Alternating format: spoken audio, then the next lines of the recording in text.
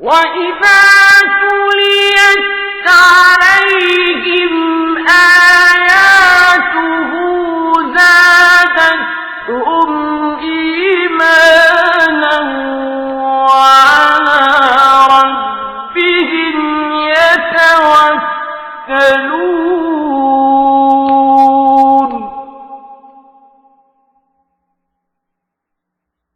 الَّذِينَ يُقِيمُونَ الصَّلَاةَ وَمِمَّا رَزَقْنَاهُمْ يُنْفِقُونَ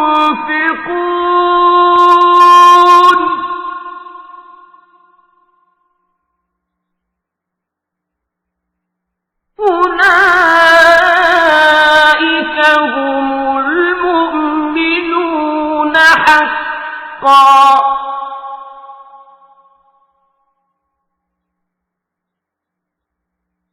لَهُمْ دَرَجَاتٌ عِندَ رَبِّهِمْ وَمَغْفِرَةٌ وَرِزْقٌ كَرِيمٌ।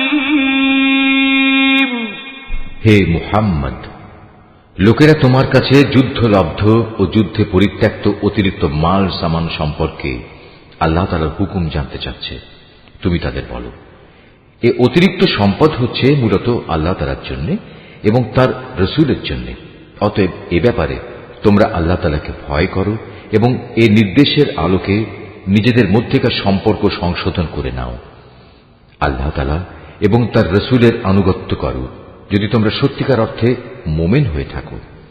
মোমেন তো হচ্ছে সেসব লোক যাদের আল্লাহ তাআলাকে স্মরণ করানো হলে তাদের হৃদয় কম্পিত হয়ে ওঠে এবং যখন তাদের সামনে তার আয়াতসমূহ তেলাওয়াত করা হয় তখন তাদের ঈমান বৃদ্ধি পায় এবং তারা সব সময় তাদের মালিকের উপর নির্ভর করে।